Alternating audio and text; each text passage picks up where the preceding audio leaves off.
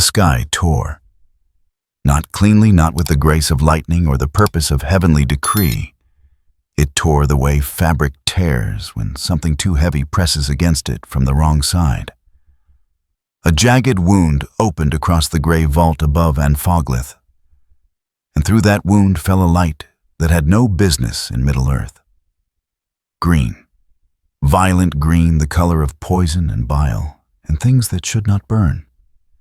It carved a path through ash and cloud, trailing fire that ate the air itself.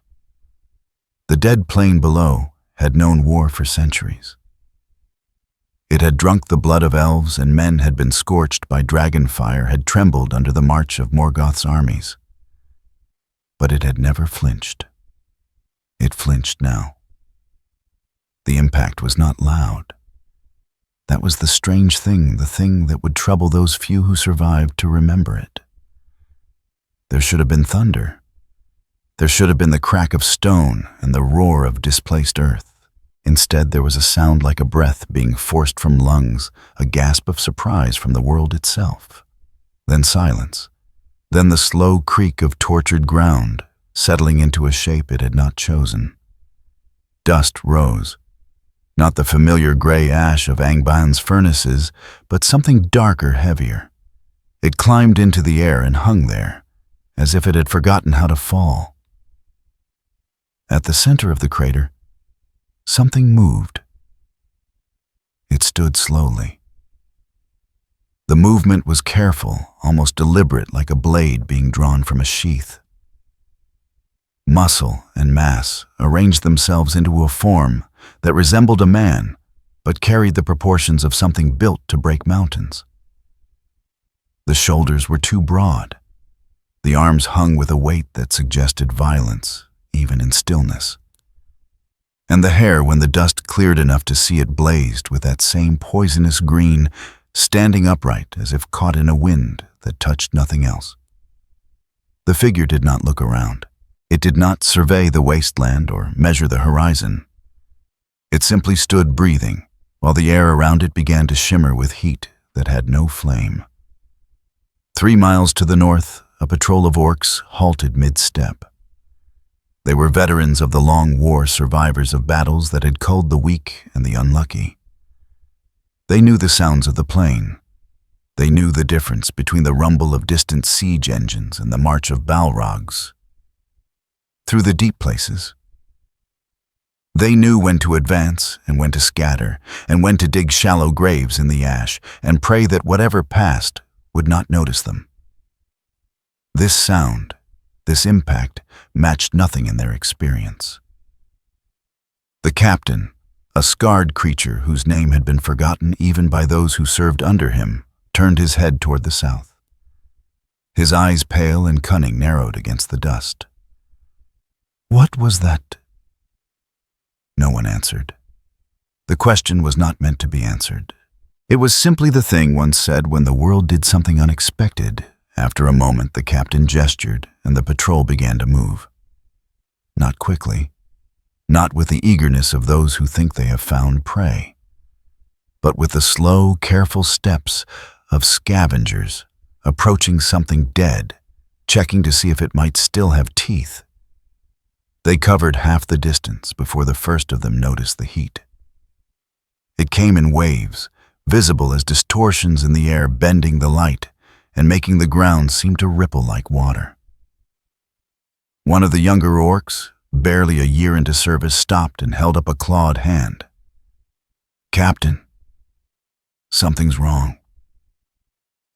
"Everything's wrong," the captain muttered, but he stopped as well.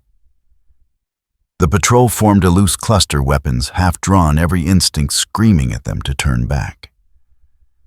But orders were orders, and Morgoth did not forgive those who returned with empty reports. They advanced again. Slower now. Quieter. The crater came into view piece by piece. First the rims sharp and clean as if cut by a blade. Then the inside smooth and glassy where the heat had melted stone. And then the center where the figure stood. The orcs froze. It was the posture that stopped them. the absolute stillness. The figure did not turn to face them, did not acknowledge their presence. It simply stood, head slightly bowed, arms loose at its sides, waiting, or perhaps not waiting, perhaps simply existing the way a boulder exists, or a storm. The captain's hand tightened on his blade. He had survived this long by knowing when to fight and when to run. This he realized with a cold certainty that settled into his bones was neither. This was something else entirely. He opened his mouth to give the order to withdraw. The figure's head lifted. Not toward them, not toward anything, just up as if hearing something distant, something inaudible to orc ears. And in that movement, the captain saw the eyes. Pale, empty, not the emptiness of death, but the emptiness of something that had never needed sight to know where things were. The air pressure changed. It was subtle at first, a tightening in the chest, a sense of weight descending not from above, but from all directions at once. The younger orc gasped and took a step back, then another. Then he was running, and the rest of the patrol was running with him. Weapons forgotten, discipline forgotten, everything forgotten except the primal need to be anywhere but here. The captain did not run. Not at first. He was old enough, scarred enough to know that running meant nothing if the thing behind you was faster. He watched the figure for one more heartbeat, trying to understand what he was seeing, trying to fit it into some category his mind could accept. The figure's fist clenched. It was a small movement, almost nothing. But the ground beneath the captain's feet cracked, and he felt the vibration travel up through his legs and into his spine. He turned then, and he ran, and he did not look back. Behind him, in the center of the crater, Broly stood alone. He did not know the name of this place, did not know the war that raged across it, or the powers that claimed dominion over its broken stones. He knew only three things.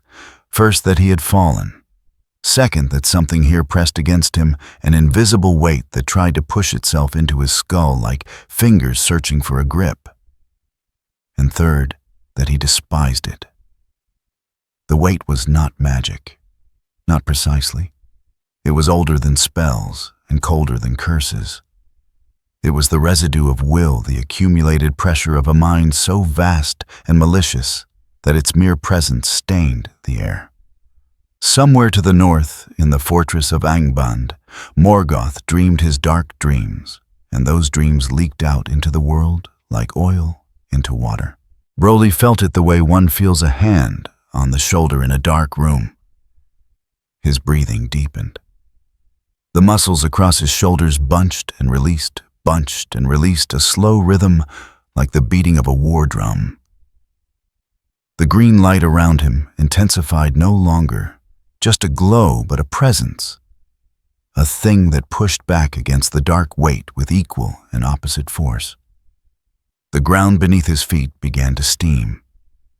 He did not know that he was being watched, did not know that in the high tower of Angband Sauron had paused in his work and turned his attention south, sensing a disturbance in the patterns he had woven across the plain. Did not know that the servants of the enemy were already being dispatched, tools sent to measure this new thing and determine whether it could be used or must be destroyed. He knew only that the weight remained, and that it would not stop. His jaw tightened. The heat around him flared, and somewhere deep in the fortress to the north, Sauron felt the tremor of something that refused to bend. The war had just become more complicated. Far above, beyond the reach of ash and smoke, the stars looked down with the cold indifference of distant witnesses. They had seen empires rise and fall, had seen dragons born and heroes broken, had watched as the world was marred and reshaped by powers beyond mortal comprehension. But this they had not seen. This green fire, this refusal, this thing that stood in the wasteland and would not bow. The stars said nothing. They never did. But if they could have spoken, they might have whispered a warning to the powers of Arda, to the Valor in their distant halls, and the Dark Lord in his iron throne. Something new had entered the song. Something that had not been written. Something that would not harmonize. And silence in a song is sometimes louder than any note. The first reports reached Angband before dawn. Though dawn and dusk meant little beneath the perpetual smog that choked the north. 3 survivors from the patrol staggered through the gates, their armor scorched their eyes wide with something beyond fear. They spoke in fragments. A crater, heat without flame. A figure that stood and did not move and made the earth tremble by existing. The garrison commander had them executed for cowardice before the 3rd sentence left their mouths. But the report had already traveled further. Up through the ranks of captains and overseers, through the labyrinth of Angband's halls, where torchlight struggled against a darkness that seemed to eat illumination. It climbed past the forges where weapons were born in agony, past the dungeons where hope went to die, until it reached the chamber where Sauron worked. He was alone. He preferred it that way. Morgoth's other servants were tools useful, but limited, incapable of the subtlety required for true craft. They thought in terms of conquest and destruction, crude hammers swinging at a world that required the precision of a jeweler's blade. Sauron thought in systems, in levers and pressure points, in the careful application of force at exactly the right angle to make empires kneel. The report lay on the table before him, written in the clumsy script of an orc scribe. He read it once, twice. Then he set it down and walked to the narrow window that overlooked the plain. And Foglith stretched out below, gray and lifeless under the haze. Nothing moved. Nothing grew. It was perfect in its desolation, a canvas wiped clean, ready to be painted with whatever design Morgoth's will decreed. Except now, there was a mark on that canvas. A stain. A presence that had not been accounted for in any plan. Sauron's eyes narrowed. He had felt it, of course. The tremor in the web of influence he had spent centuries weaving across these lands. Every soul that walked beneath Morgoth's shadow carried a thread of connection, a whisper of obedience that could be pulled taut when needed. But this new presence carried no thread. It simply was existing in a space that should have bent to accommodate the weight of the Dark Lord's attention. It had not bent. Interesting. Sauron turned from the window and descended into the depths of the fortress. He passed chambers where Balrogs slumbered in pools of molten stone, their dreams thick with memories of older wars. He passed armories stocked with weapons that hungered to taste flesh. He passed cells where prisoners had long since forgotten their own names. None of it required his attention.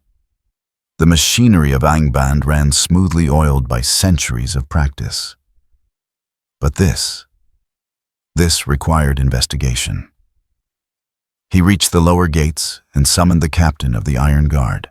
The orc appeared within moments, a creature of scarred muscle and cold discipline, one of the few who had survived long enough to learn the difference between obedience and death. "Send a company to the crater south of the 3rd marker," Sauron said. His voice carried no urgency, no emotion. It was the voice of someone issuing instructions for sweeping floors. Well-armed, experienced. They are to observe and report, nothing more. The captain hesitated. The survivors spoke of... The survivors were cowards who fled from shadows. Send a proper company. Veterans who know how to think. The captain saluted and departed. Sauron watched him go, then returned to his chamber to wait. Patience was the foundation of all great works. Empires were not built in a day, and unknowns were not understood through haste. Whatever this presence was, it would reveal itself in time. Everything did. The company reached the crater 2 hours later. They were 40 strong. Catsmen were clad in the finest armor Angban's forges could produce, carrying blades that had tasted elven blood and shields that had turned dragon fire. They approached in formation, disciplined and silent eyes, scanning the wasteland for threats. The captain who led them, a veteran of 3 centuries, had fought in the Dagor Bragolak and survived the fires that consumed armies. He did not know fear. Fear was a luxury for those who had something to lose. He knew caution. The crater lay before them exactly as described. Glass-smooth walls, scorched stone, and at the center, standing as still as a monument, the figure. The captain raised a fist, and the company halted. For a long moment, no one moved. The orc studied the figure, measuring its stance, its size, the strange aura that seemed to bend the light around it. It had not turned to acknowledge them, had not shifted or prepared for combat. It simply stood facing away, as if their presence was beneath notice. The captain gestured. 10 orcs broke formation and began to circle, weapons ready, moving with the practiced efficiency of predators who had learned their craft over lifetimes. They closed the distance, 50 yards, 40, 30. The figure's breathing changed. It was subtle, a deepening of rhythm, a shift in the rise and fall of those massive shoulders. The captain noticed it and signaled for the advance to stop. But momentum carried 2 of the orcs forward, their boots crunching on the glassy stone. The figure turned its head, not toward them, just slightly to the side, as if listening to something they could not hear. And in that moment, the temperature spiked. Heat rolled across the crater in a wave, not the gradual warmth of a fire, but the sudden brutal intensity of a furnace door thrown open. The 2 orcs in front staggered. One of them raised a hand to shield his face, mouth opening to speak. The figure moved. There was no technique, no form, just motion, brutal and efficient, covering the distance between stillness and violence in less than a heartbeat. The first orc disappeared, not died, not fell. Simply ceased to exist in the space he had occupied, replaced by a spray of blood and shattered armor that painted the stone in a pattern too chaotic to have meaning. The second orc swung his blade. It was a good swing, the product of decades of training aimed at the throat, with the speed and precision that had killed elves and men. The figure caught the blade in one hand, held it, then crushed it, the metal crumpling like parchment, and drove the broken edge through its owner's chest. The remaining orcs broke. Orders dissolved into noise, formation into instinct. They ran pure animal panic, erasing every lesson, every drill, every hard-earned reflex. The captain stood alone in the middle of the crater, weapon drawn, and watched as the figure lowered its hands and returned to stillness. It did not pursue, did not celebrate or roar in triumph. It simply stood breathing, while the heat around it pulsed like a second heartbeat. The captain lived long enough to see the aura intensify, to see that sickly radiance flare brighter, casting shadows that moved wrong, that stretched in directions that defied the sun's position. He lived long enough to understand with a clarity that cut through a lifetime of service that this was not a warrior, not a beast, not even a weapon in any sense he understood. This was something that existed to break things, and it had just woken up. He turned and walked away. Not ran, walked, because if it wanted him dead, running would not matter. And if it did not, Then he had a report to deliver. In his chamber high above, Sauron felt the depths through the web of connections that bound all servants of Morgoth. 10 threads snapped quick and clean, the others unraveled as panic tore through discipline. And beneath it all, that strange absence, that blank space where the figure stood untouched by the shadow that blanketed everything else. He spoke through the chamber was empty. It does not obey. The words hung in the air, a simple statement of fact. Sauron considered them, turning them over in his mind the way a smith examines flawed metal. Obedience was the cornerstone of control. It could be taught through fear, through pain, through the slow erosion of will over years of captivity. But teaching required a foundation, a crack, a weakness that could be exploited. This thing had no cracks. He rose and returned to the window. Somewhere far to the south beyond the leagues of wasteland, the figure still stood. Sauron reached out with his will, the same pressure that had bent kingdoms and shattered the courage of armies. He touched the edge of that presence and felt for the first time in centuries resistance, not defiance. Resistance implied awareness, implied choice. This was simpler, purer. It was the resistance of stone against water, of bone against blade. The fundamental refusal of one substance to yield to another. It did not notice him. Sauron withdrew. He stood at the window for a long time, watching the smoke rise from the distant crater. Calculations moved through his mind, possibilities branching and collapsing as he tested scenarios against the limited data he possessed. Could it be controlled? Unlikely. Could it be directed, perhaps with the right stimulus? Could it be destroyed? That would depend on factors he did not yet understand. But one thing was certain. This presence, whatever it was, had appeared in the middle of a war that balanced on the edge of conclusion. The host of the West would arrive soon, bringing with them the wrath of the valor and an army that had never tasted defeat. Morgoth's forces, vast as they were, would be tested as never before. And now, there was this anomaly, this wild element that belonged to no side and answered to no master. Sauron smiled. It was not a pleasant expression. "Let Morgoth have you," he murmured to the distant figure. "Let him try to harness lightning." He turned from the window and began to descend once more into the depths of Angband. There were preparations to make, contingencies to arrange. Because Sauron, unlike his master, understood that some weapons could not be wielded. Some forces could only be survived. And when the war finally came to its inevitable conclusion, only those who had learned that lesson would be left standing. On the plain below, Broly remained.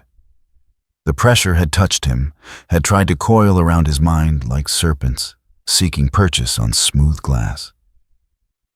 He had felt it, recognized it, not as magic or malice, but as the same thing he had felt countless times before. Control. His fists clenched. The air shimmered, and deep beneath his feet the bedrock groaned as hairline fractures spread through stone that had stood since the world was young. The war had rules. This thing did not. The ships came with the dawn that was not dawn. Light broke across the western horizon, not the pale struggle of sun through smoke, but something cleaner, sharper, as if the sky itself had been scoured. The waters of Belerian caught that radiance and threw it back in sheets of silver, and upon those waters rode a fleet that had never known defeat. White sails billowed with winds that answered to no mortal law. Hulls carved from the bones of ancient trees cut through waves that parted like curtains. And at the prow of the lead vessel's standards, bearing the marks of powers older than the moon, snapped in the breeze with sounds like distant thunder. The host of the West had come to end the war. They numbered in the thousands. Elves whose eyes remembered the light of the trees before their murder. Men whose bloodlines traced back to the Idan, who had first pledged themselves to the cause of the free peoples. Maiar, who had set aside their mantles of subtlety and clothed themselves in forms made for battle.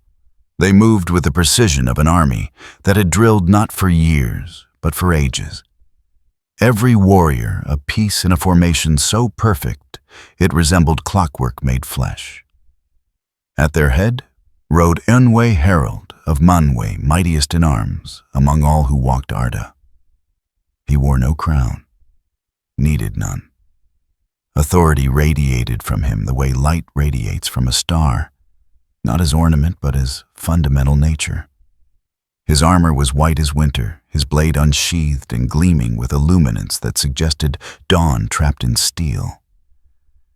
When he looked upon the broken lands ahead, his gaze carried the weight of judgment rendered before the first stone was laid in Angban's foundation. The host made landfall at the delta, where the river Syrian had once flowed before Morgoth's malice twisted the geography. Now, only mud and salt remained a gray expanse that stretched toward the mountains, where the enemy's stronghold brooded like a tumor against the sky. The elves formed ranks on the shore while the ships deployed siege engines that would make the very walls of Angband tremble. Supply lines were established, fortifications raised. Within hours, the beach had transformed into a forward position that would have taken mortal armies weeks to construct. Eonwe surveyed the work from a rise overlooking the encampment. Beside him, captains of the host awaited orders, their faces grim but unafraid. They had seen what needed to be done, had spent decades preparing for this moment. The war would be brutal, the casualties steep. But the outcome was not in question. The Valar had decreed Morgoth's fall, and when the Valar spoke, reality bent to accommodate their word. One of the captains, an elf lord, whose name had been sung in councils older than recorded time, gestured toward the north. The scouts report no resistance at the southern marches. Angban's forces gather at the inner fortifications. They intend to make us bleed for every league. Eonwe nodded. It was the expected strategy.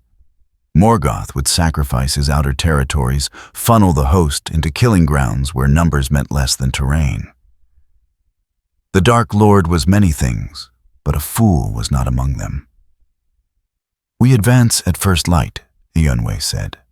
"No haste, no recklessness. We are not here to race toward glory. We are here to end this." The captain saluted and departed to relay the commands. Eonwe remained on the rise, watching the smoke that rose from Angban's forges. Somewhere in that fortress of iron and malice, Morgoth waited.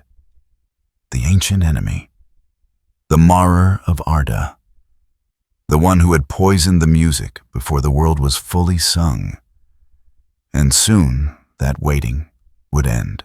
But as Eonwe's gaze swept across the wasteland, something caught his attention. A wrongness in the air. Not a threat precisely, not an ambush or hidden army. Something subtler. A dissonance like a note struck flat in an otherwise perfect chord. He turned to the east toward Anfoglith and narrowed his eyes. The plain was empty, or should have been.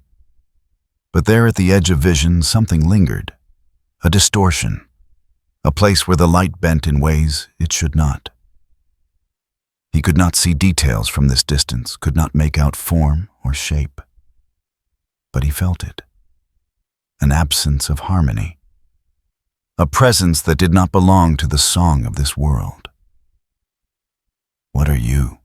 he murmured. The question hung unanswered in the wind. Eonwe did not move toward it, did not call for scouts to investigate. He was not here for anomalies. His purpose was singular, his mission clear. Morgoth was the target, Angband the objective. Everything else was distraction, and distractions killed armies. But he filed the awareness away, a note added to the ledger of things that would need addressing once the primary work was done. If it proved hostile, it would reveal itself. If it proved irrelevant, it would fade. And if it proved neither, then the valor would deal with it in their own time. He turned back toward the encampment and descended the rise to make final preparations. Behind him, unnoticed by all, save the keenest eyes, the distortion on Anfoglith pulsed once a flare of sickly radiance that lasted less than a heartbeat before settling back into stillness. 300 leagues to the north, in the throne room of Angband, where shadows pooled like oil and the air tasted of ash and old blood, Morgoth listened to reports. The servants who brought them groveled as they spoke. This was not ceremony. This was survival. The Dark Lord's moods were as unpredictable as wildfire, and those who displeased him rarely lived long enough to learn from their mistakes. But the news today was not the kind that invited wrath. Not immediately. The host of the West has made landfall. They fortify the southern shore. Unwë commands them. Morgoth did not move. He sat upon his throne of iron, a shape so vast and dark that the edges of his form seemed to bleed into the surrounding gloom. When he spoke, the sound was less voice than vibration, a rumble felt in the bones before it reached the ears. "Let them come." The servant bowed lower. "My lord, shall we deploy the—" "No." The word cut like a blade. The servant fell silent. Morgoth rose. Slowly. The movement sent ripples through the darkness, as if the shadows themselves recoiled from contact with his form. He descended from the throne and walked to the great window that overlooked his domain. Forges burned below, armies mustered, dragons stirred in their lairs, sensing the imminence of war. But Morgoth's attention was not on the host that threatened his gates. It was on the south. On Anfoglith. On the report that had reached him 3 days prior, whispered by Sauron with unusual caution, a presence, an anomaly, a force that obeyed no master and answered to no call. Morgoth smiled. It was an expression that had no place on anything that called itself a face. "Bring the Balrogs to the surface," he commanded, "and open the deep gates. Let the dragons wake. If Unwë wants war, we will give him such war that the stars themselves remember it." The servants fled to carry out the orders. Morgoth remained at the window, his thoughts turning over the possibilities like a craftsman examining raw materials. The host of the West was powerful, disciplined, righteous. They would not break easily, but wars were not won by discipline alone. They were won by chaos, by terror, by the sudden introduction of an element that shattered all certainty. And if that element could not be controlled, then perhaps it could be aimed. "Let us see what breaks first," he murmured to the empty air. "Their order, or that thing's restraint." On Anfoglith, Broly had not moved. He remained where the impact had left him, at the center of the crater, motionless as stone. The thermal distortion around him had lessened, not vanished, but dimmed to a barely visible shimmer. To an observer ignorant of what had transpired, he might have seemed inert, dormant. But dormant was the wrong word. A blade is not dormant when it rests in its sheath. A storm is not dormant when it gathers on the horizon. They are simply waiting for the conditions that will release them. Broly waited. Not consciously, not with patience or strategy.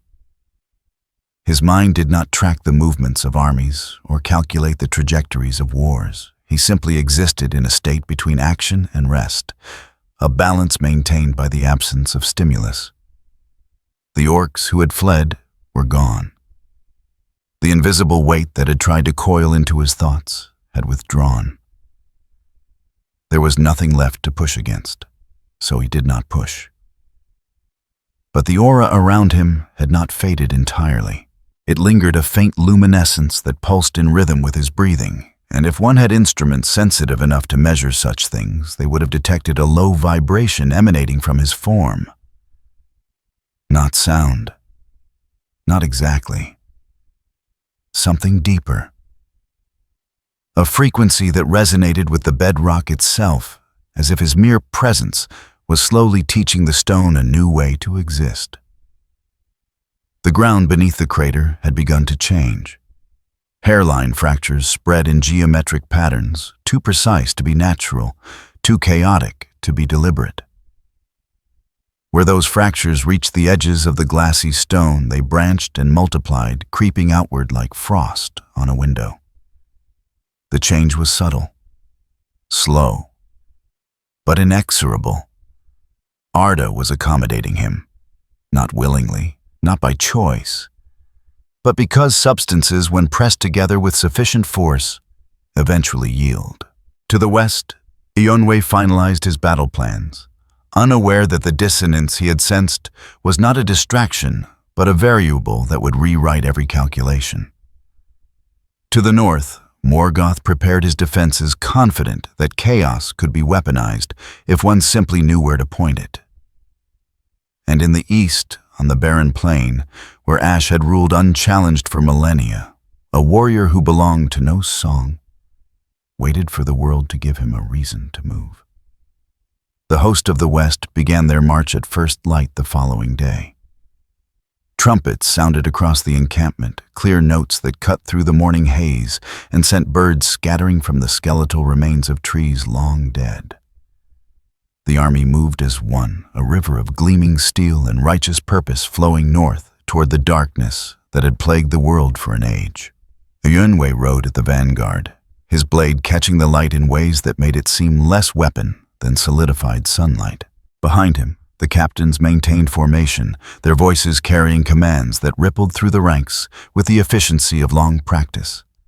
They sang as they marched, old songs, songs of the stars and the sea and the days before shadow learned to hate.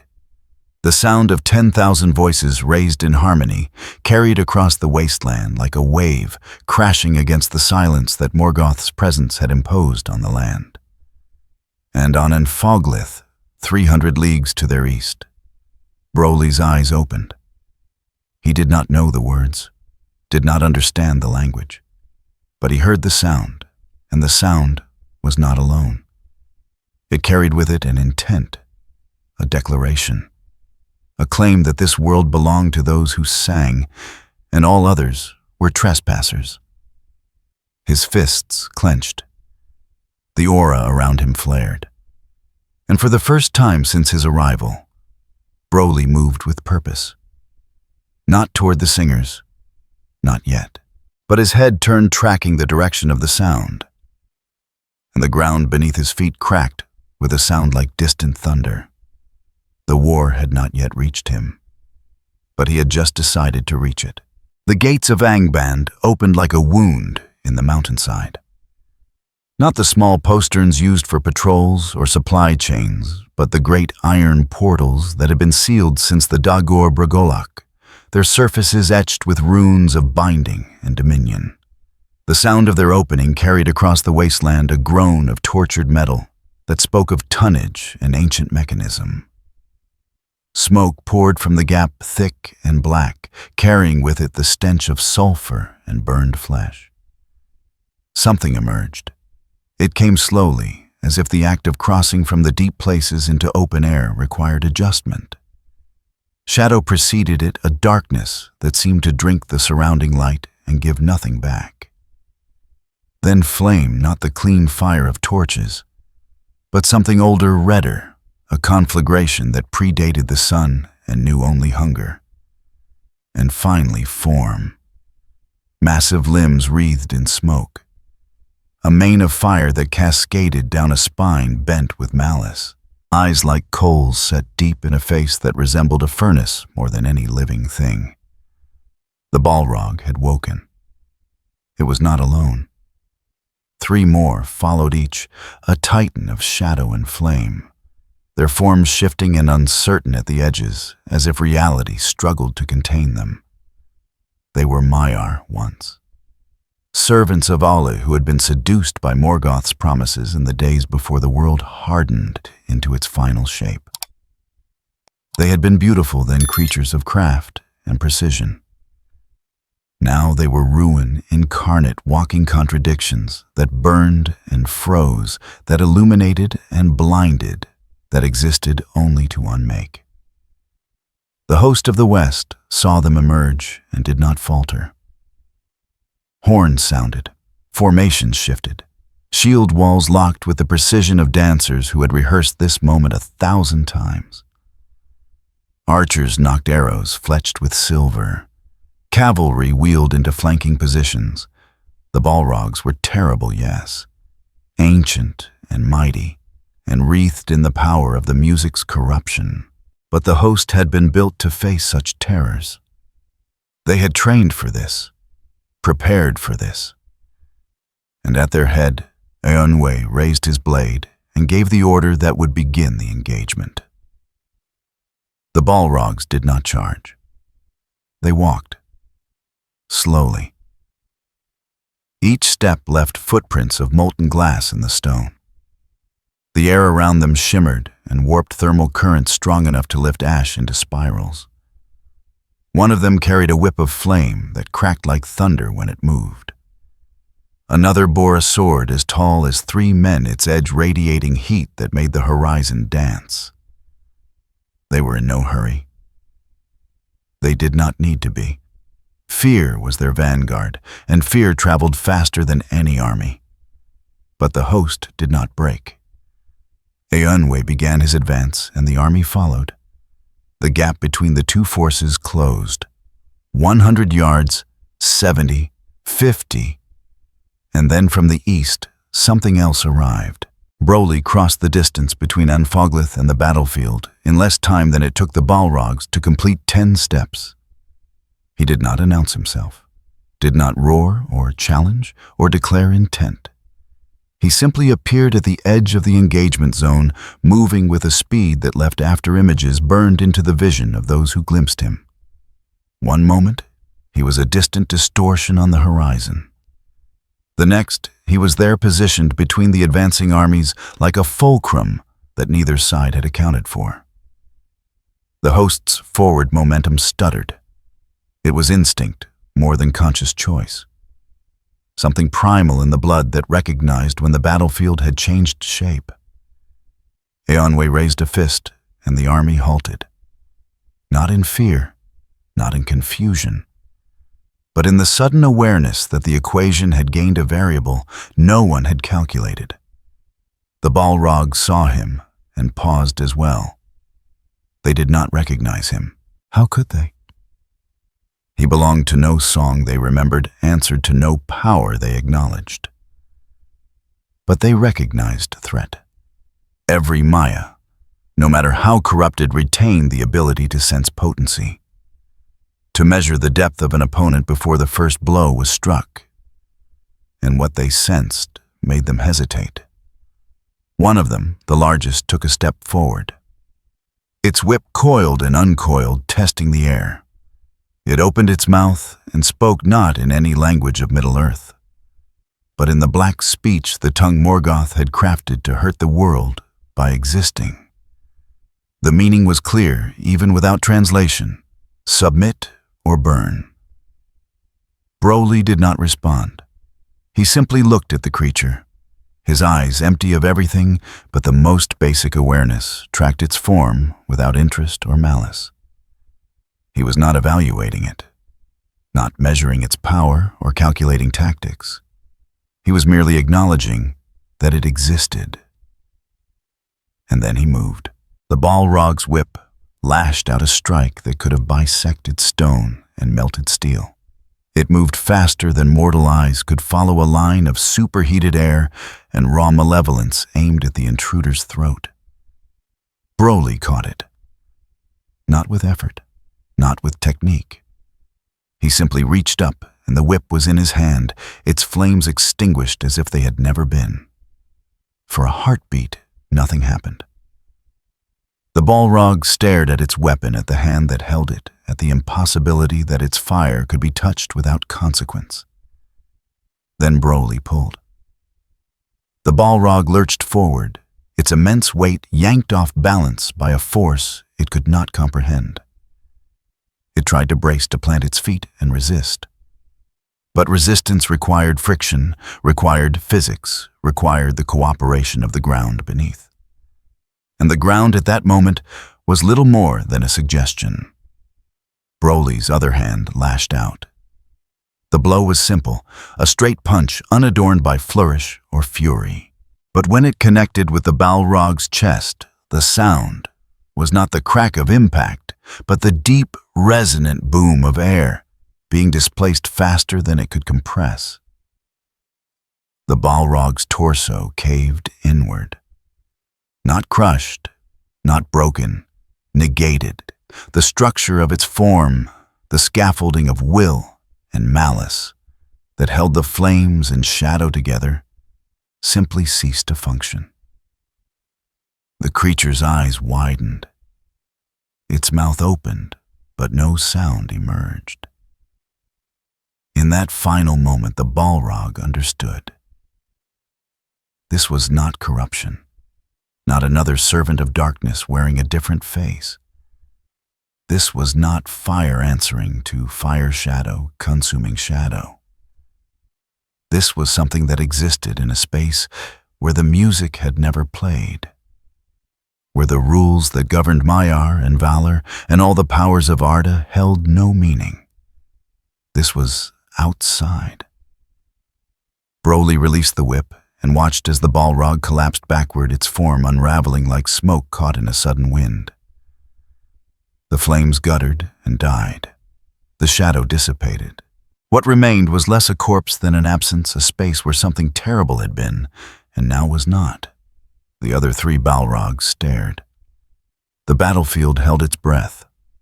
The host of the West watched, and in that watching came understanding. Balrogs did not fall like that. This had taken less than 5 seconds. Eonway's jaw tightened. He did not speak, did not issue commands. His mind worked through the implications with the speed of thought, adjusting battle plans that had just become irrelevant. Whatever this presence was, it was not an ally. It was not an enemy.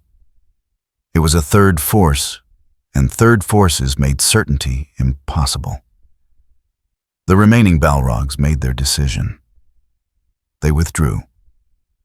Not in panic, not in the broken flight of lesser creatures, in calculation, cold and immediate.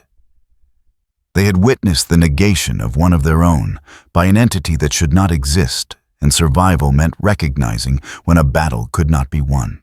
They moved back toward Angban's gates with deliberate speed, their flames leaving trails across the stone like wounds. Broly watched them go. His breathing had deepened, sinking with a vibration in the ground that had not been there moments before. The aura around him, which had been barely visible, now pulsed with renewed intensity. That sickly radiance flared and receded in rhythm with his heartbeat, painting the air in shades that had no business existing under a natural sun. His muscles, already massive, seemed to swell further, as if the act of violence had fed something inside him that demanded more. He took a step forward, then another. His trajectory was clear toward the retreating Balrogs, toward Angband, toward whatever else could provide the stimulus he had just tasted. Eonway made his choice. Hold the line. The command was quiet, but it carried. Captains repeated it down the ranks, and the host obeyed. They did not pursue, did not attempt to engage the intruder or capitalize on the Balrog's retreat. They held position weapons ready, eyes fixed on the figure that had just rewritten every assumption about the battlefield's hierarchy. One of the captains, a Maya whose form was clad in silver, and whose voice had once sung the mountains into being, leaned close to Eonwë. "What is that?" Eonwë did not answer immediately. He watched as Broly continued his advance, each step leaving cracks in the stone, each breath causing the air to shimmer. He watched as the distance between the intruder and Angban's gates narrowed. And he recognized with the clarity that came from millennia of service to Manwë that this was not a piece on the board. This was the board tilting. That, Eonwë said finally, is not our mission.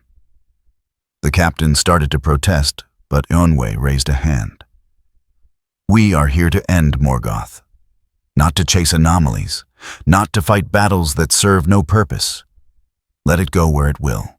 If it destroys Angban's defenses, we benefit. If it turns on us, we adapt. But we do not engage unless forced." The captain nodded, though his expression remained troubled.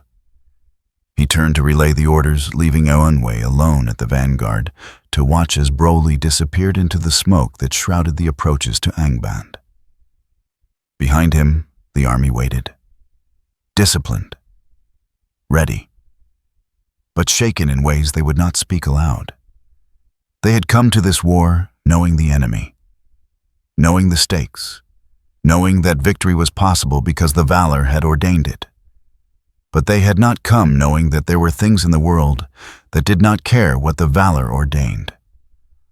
High above on the ramparts of Angban, Morgoth watched the scene unfold with eyes that burned like embers in a dying fire. The Balrog had fallen. The intruder advanced, and the host of the West held its ground uncertain for the first time since their arrival. Morgoth did not smile, but something in the angle of his posture suggested satisfaction. The war had just become interesting, and far to the south in chambers where the Valor sat in council, a ripple of unease passed through the gathered powers. Something had moved in Arda, something that did not fit the music. And while they debated what it meant and whether intervention was required, the thing in question continued to walk north. Oblivious to the concerns of gods, it had found resistance, and resistance meant escalation. The dragons came at twilight, when the boundary between day and night grew thin enough for ancient things to slip through. They did not emerge gradually, did not circle or posture or announce their arrival with theatrical flourish. They simply were suddenly present in the sky above Angban, as if the clouds themselves had curdled into scales in fury. Lesser worms filled the upper air, their wings blotting out what little light remained. Cold drakes crawled from the mountain passes, their breath freezing the ash mid-flight. Fire drakes spiraled upward on thermals of their own making, trailing smoke that stank of rendered bone. And above them all, dwarfing them the way a mountain dwarfs a hill, and Caligon the Black unfolded himself from the peak of Thangorodrim. He was not a creature. He was a geological event given volition. His wings, when fully extended, could have sheltered cities beneath their span. His scales were not armor, but landscape, each plate the size of a tower shield, dark as obsidian and twice as sharp. When he opened his jaws, the sound was not a roar, but a fundamental frequency that made the bones of the earth resonate in sympathy. The host of the West saw him rise and understood, with the cold clarity of those who face the inevitable, that this was the moment the war would be decided. Eonwë did not flinch. He raised his blade, and the light that emanated from it intensified until it rivaled the absent sun. Around him, the army prepared. Archers aimed at targets too distant to matter. Siege engines adjusted their trajectories toward an enemy that flew beyond their range. It was futile, and every warrior knew it. But futility had never been an excuse for surrender. Then from the east, a streak of white cut across the darkening sky. Vingilote, the foam flower. The ship that sailed both sea and star emerged from the clouds with impossible grace. Its sails, woven from materials no mortal hand could replicate, caught winds that existed only in the spaces between worlds. And at its prow, blazing with a light that predated the sun and moon, the Silmaril burned like a promise carved from hope itself. Arundel had arrived. He did not descend to coordinate with the host, did not pause to receive orders or acknowledge the army below. He was not part of their hierarchy. He was the lone guardian, the mariner who had pierced the void to petition the Valar for aid, who had been transformed into something between mortal and eternal as reward both and punishment both. His purpose was singular, his target clear. Vingelote angled upward, and the eagles who had accompanied him from Valinor followed in formation, their cries sharp enough to cut through the thunder of dragon wings. And Calagon saw him coming and turned his attention from the army below to this new challenger. The dragon's eyes, each one large enough to reflect entire battles, narrowed with something that might have been recognition or might have been contempt. He inhaled, and the air itself seemed to collapse inward, drawn into lungs that could hold hurricanes. The breath he released was not fire. It was negation. A torrent of heat and force and ancient malice compressed into a beam that could have melted mountains. It caught 3 of the lesser dragons in its path and vaporized them instantly, leaving only ash suspended in air too hot to allow it to fall. Arundel banked hard, the Silmaril's light leaving tracers across the sky. The beam passed beneath Vingelote with inches to spare close enough that the hull's underside scorched and smoked. But the ship held, and Arundel, with the precision of one who had navigated the spaces between stars, brought his vessel around for another approach. The battle joined. It was not a duel, not in any sense that mortal combat could comprehend. It was 2 forces colliding at altitudes where the air grew thin and the laws of physics became negotiable. And Calagon wheeled and struck his claws, carving furrows in the sky that took seconds to close. Arundel wove between attacks the Silmaril casting light that seemed to physically repel the darkness, giving him margins of safety measured in heartbeats. Below, the host watched, silent, helpless. This was not their fight. This was mythology writing itself in real time, and all they could do was bear witness. But they were not the only witnesses. Broly had reached the base of Thangorodrim when the dragons emerged. He looked up, tracking their movements with the same empty attention he gave to everything. The sky was full. The air screamed with the passage of too many massive bodies, moving at speeds that should not have been possible. And high above, where the atmosphere thinned to near vacuum, a dragon the size of a mountain battled a ship that carried a stolen fragment of creation's first light. His breathing quickened. The aura around him, which had been pulsing steadily since the Balrogs' fall, flared brighter. Not gradually. Not in the slow build of gathering power. Instantly. The sickly radiance intensified until it cast shadows that moved independently of any light source, writhing across the broken stone like living things. His muscles tensed. His fists clenched. And the ground beneath his feet, already fractured from his earlier passage, began to crack in earnest. He launched himself upward. There was no running start. No build-up. He simply ceased to be on the ground and began to be in the air, accelerating with a violence that left a crater where he had been standing and a sonic boom that shattered every piece of loose stone within 100 yards. He rose like an inverse meteor, a streak of green cutting through the mass of dragons with the subtlety of a blade through silk. The first dragon he encountered died without knowing what killed it. One moment it was diving toward the host's left flank, jaws open to release a torrent of flame. The next moment, there was a green streak and an explosion of blood and scale fragments raining down like hail. The body followed, tumbling out of formation, already beginning to dissolve into the ash it would become. Broly did not slow, did not pause to confirm the kill or adjust his trajectory. He simply continued upward, and anything in his path ceased to exist as an obstacle. The dragons noticed. They could not help but notice. Their instincts, honed over millennia of apex existence, screamed warnings that their conscious minds struggled to process. This was not prey, not rival, not anything they had categories for. Some of them scattered, breaking formation to escape the ascending threat. Others, either braver or more foolish, turned to engage. They died quickly. There was no battle. No clash of elemental forces or contest of wills. Broly moved through them the way a stone moves through water, and the dragons who tried to stop him became debris. Claws that could shred steel scraped against his skin and broke. Dragon fire that could melt fortifications washed over him and dissipated as if it had never been. When he struck back, which was rarely, and without apparent intent, entire bodies came apart at the seams. The sky became chaos.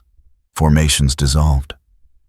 The careful coordination that Morgoth's generals had drilled into the dragon flights crumbled as individual survival instinct overrode command structure. Lesser worms fled toward the horizons. Greater drakes attempted to establish new attack patterns and found their angles blocked by the panicked movements of their kin. And through it all, the green streak continued to rise, cutting perpendicular paths through the airspace that had been moments before absolutely controlled by draconic superiority. High above, Ancalagon felt the disturbance. He could not ignore it. The same way one cannot ignore a wound, even while fighting for one's life. Part of his attention, the part not focused on the accursed mariner and his thrice-damned stolen star, registered the chaos below, registered the deaths of his lesser kin, registered the approach of something that climbed toward him with the inevitability of rising floodwater. He could not disengage from Arundel, not without exposing his back, not without conceding the altitude advantage that was the only thing keeping the Silmarill's light from finding purchase in his eyes. But he could not ignore the ascending threat either. So he did both. Ancalagon's tail lashed out not at Arundel, but downward, a strike aimed at the green streak that was beginning to enter his combat sphere. The tail, thick as ancient trees and edged with spines that could pierce dragon scale, moved faster than anything that size had right to move. It connected with Broly mid-ascent. The impact produced a shockwave visible from the ground, a ring of displaced air that radiated outward and shattered clouds. For a moment, Broly's trajectory arrested. For a moment, the green streak faltered. Then it resumed. Not slowed, not deflected. Simply paused as if acknowledging the attempt before continuing upward with renewed intensity. And where the tail had struck, scales cracked. Not shattered, not torn away, but cracked hairline fractures spreading across plates that had turned aside the weapons of valor. Ancalagon roared. It was not pain. Dragons of his stature did not feel pain in the way lesser creatures did. It was outrage, the fundamental offense of something that should not be vulnerable, discovering that it was. He wheeled, abandoning his careful positioning against Arundel, and brought his full attention to bear on the ascending intruder. Arundel saw the opening and took it. He did not hesitate, did not question the gift or wonder at its source. He was a mariner, and mariners knew that some currents could only be ridden, never understood. Vingilotti surged forward, cutting through the space Ancalagon had just vacated, and the Silmaril blazed with a light that seemed to reach backward through time to the moment of its creation. The beam caught Ancalagon's left wing joint, the vulnerable point where scale gave way to membrane and bone. The light did not burn. It severed, cleanly, completely, as if the connection between wing and body had been a suggestion rather than structural reality. And Calagon's flight pattern collapsed.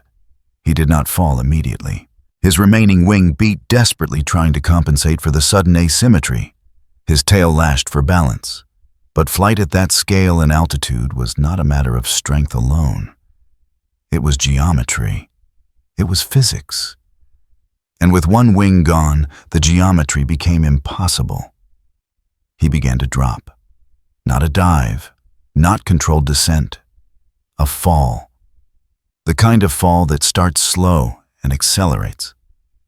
That gathers momentum with every passing second that transforms into inevitability. Broly still ascending past him mid-plunge. Their paths intersected for less than a second. And Calagon falling. Broly rising. The dragon's remaining eye tracked the intruder as they crossed, and in that eye was something that might have been understanding, or might have been rage, or might have been both, indistinguishable from each other. Then they were past, and Calagon continued his descent toward Thangorodrim below. The mountains that bore his name, the peaks that Morgoth had raised as symbols of his dominion, had stood for thousands of years. They had weathered the siege of Angband, had endured the fires of the Dagor Bragolak, had remained immovable through every assault the Free Peoples had mounted. But they had not weathered Broly's passage. The hairline fractures he had left in his wake, the cracks that spread from every footfall and every moment of tension, had propagated through the bedrock like infection through flesh. The stone, compressed beyond its tolerances by the violence visited upon it, had reached a state where it no longer remembered how to be stable. It waited suspended in that liminal space between structure and collapse for one final insult. And Calagon provided it. When he struck Thangorodrim, the sound was not a crash, but a groan. The groan of a world admitting defeat. The dragon's body, still immense, even in death, impacted the peaks with force that would have shattered any normal mountain range instantly. But Thangorodrim was not normal. It was Morgoth's work, shaped by will as much as by geology. So it did not shatter. It folded. The peaks bent inward like fingers curling into a fist. Rock that had been vertical became horizontal. Slopes that had climbed skyward now pointed toward the Earth's molten heart. And all at once, the accumulated damage, the micro-fractures and stress points and compromised load-bearing structures reached critical mass. Thangorodrim fell. Not collapsed, not crumbled. Fell. As if the mountains had simply decided that standing was no longer worth the effort. They descended into themselves, layer upon layer, compressing, folding, disappearing into cavities that opened beneath them like mouths. The sound was beyond hearing, beyond description. It was the sound of finality, of certainty, erased, of permanence, revealed as temporary. The shockwave reached the host of the West 15 seconds after the initial impact. It arrived as a wall of displaced air and pulverized stone, a tsunami of debris that forced even the most stalwart warriors to brace or be thrown from their feet. Dust rose in columns that reached the clouds and kept rising, blotting out what remained of daylight and transforming noon into dusk. When the dust began to settle, Thangorodrim was gone. Not destroyed. Gone. Where three peaks had dominated the northern skyline, there remained only a jagged scar, a depression in the earth that smoked and hissed and gave off heat that shimmered the air for miles. Angband's gates, once carved into the mountain's roots, had collapsed entirely. The fortress, built to withstand sieges eternal, found its foundations suddenly negotiable. Eonwë stared at the absence where certainty had been. His expression did not change. His posture remained rigid. but something in his eyes suggested he was recalculating not just tactics, but the fundamental assumptions upon which this war had been predicated. One of his captains spoke, voice barely above a whisper. "The mountains are gone." "I see that," Eowyn replied. "And Calagon fell. But the dragon did not break the mountains," Eowyn finished. "The mountains were already broken. By something else. By that." He did not point, did not need to. Every eye in the host had tracked the green streak that still hung in the upper atmosphere, visible now only as a distant point of sickly radiance. It had not descended, had not joined the battle below or pressed any advantage. It simply remained hovering at altitudes where even eagles struggled to breathe, as if contemplating what to do next. Arundel, aboard Vingalote, circled the battlefield once, and then banked toward the west. His role was complete, and Calagon had fallen. The skies, for the moment, belonged to those who served the light. He did not approach the green radiance, did not investigate or challenge or attempt contact. He had learned in his long years as guardian that some things were best observed from a distance.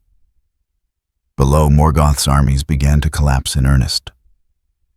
With Thangorodrim fallen and Calagon dead, the symbols of invincibility that had sustained morale for millennia were suddenly and irrevocably absent.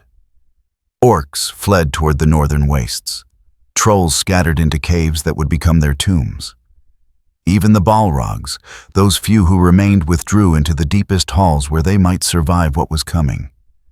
The host of the West did not pursue immediately. They held position, regrouping, treating wounded, trying to understand what had just happened. Because what had just happened should not have been possible. Wars had rhythms. Campaigns followed patterns. Sieges obeyed rules. This had obeyed nothing. High above Broly hung suspended in air, too thin to support life. His breathing had slowed. The aura around him pulsed steadily now, no longer flaring with the intensity of active combat. He looked down at the ruin below, at the collapsed mountains, and the fleeing armies, and the forces of light consolidating their unexpected victory. And he felt nothing. No satisfaction, no triumph, no sense of accomplishment, just the absence of resistance and the boredom that absence brought. He had climbed because something large had been above him, had struck because something large had struck at him, had continued because the momentum demanded continuation.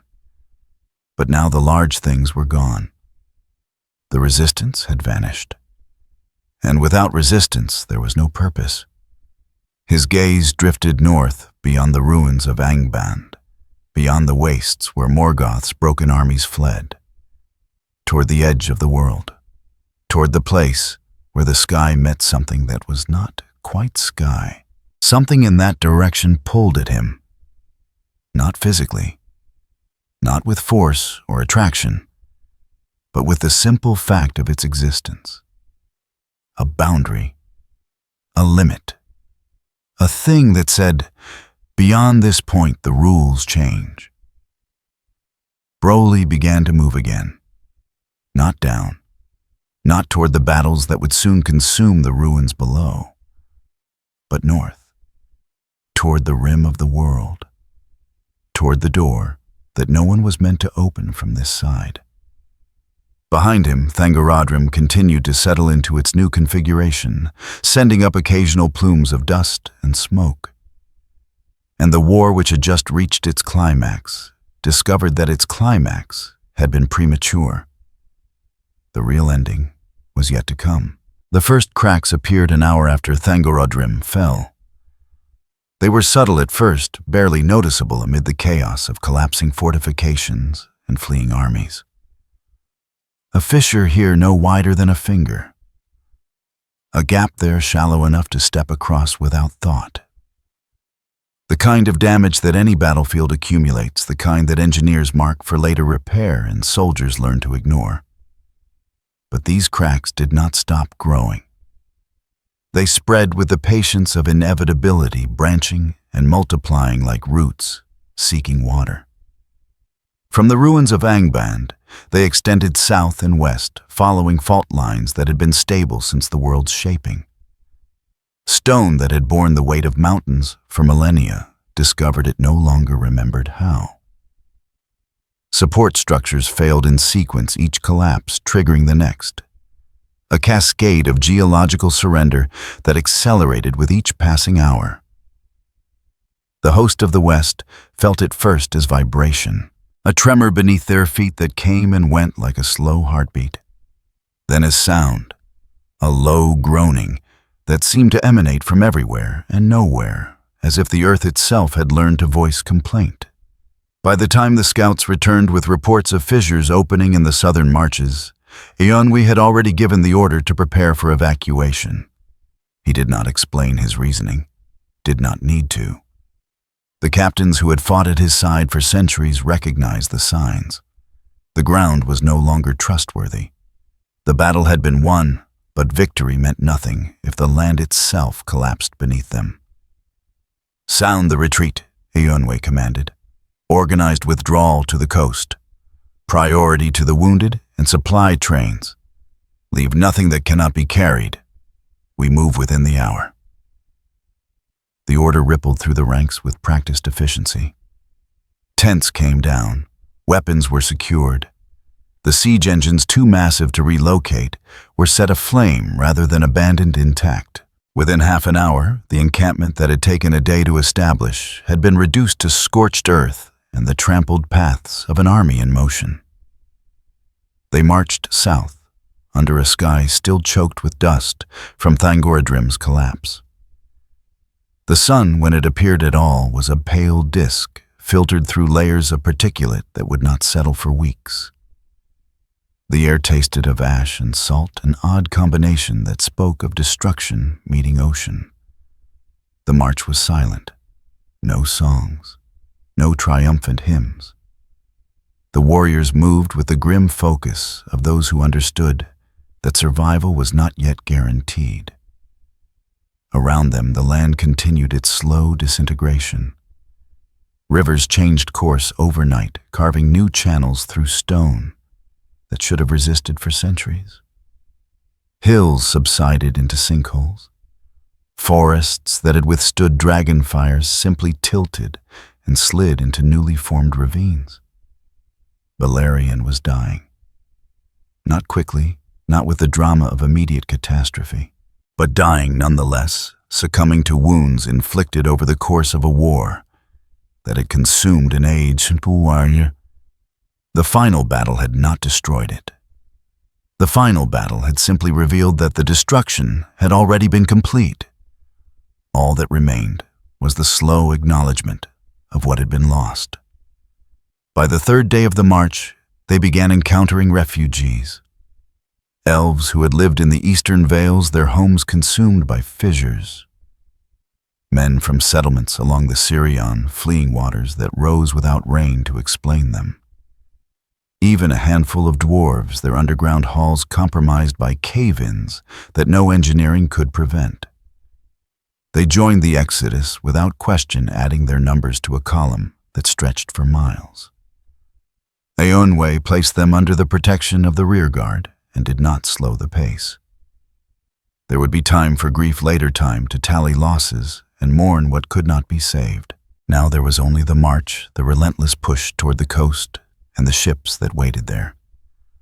On the fifth day, they saw the ocean. It had advanced. Not with the fury of a tsunami, not with the violence of storm surge, but with the quiet certainty of a tide that had no intention of receding. Where beaches had been, there was now open water. Where coastal settlements had thrived, there remained only the tops of the tallest structures, markers for drowned streets and submerged lives. The fleet still waited, anchored beyond the new shoreline, their white sails visible against the gray horizon. Relief boats had already begun shuttling survivors aboard, prioritizing children and the wounded. The operation proceeded with the efficiency of those who had known this moment would come, who had planned for retreat even while marching to war. Eunwei supervised the evacuation from a promontory that was rapidly becoming an island. Around him, the last of the army filed onto boats, orderly and silent. No one complained. No one looked back. They had seen what was coming. One of his captains, the same Maya who had questioned him after the Balrogs' fall, approached with a final tally. All accounted for, who can be accounted for. The scouts report no survivors in the northern reaches. The land there is gone. Gone, Eunwei repeated. The word carried weight beyond its simple meaning. The fissures have widened into chasms. The ocean pours in faster than the land can absorb. Within a month, perhaps less, there will be nothing left but scattered islands and the peaks of the highest mountains. Eunwei nodded. He had known this would be the cost. The Valor had known. When they sent the host, they had understood that Belerian could not survive what was required to break Morgoth's hold upon it. Victory had never been about preservation. It had been about ensuring that what came after would not be ruled by the shadow. And the anomaly? He asked, though he already knew the answer. No sign. It moved north 3 days ago. The scouts who tried to track it, the captain paused.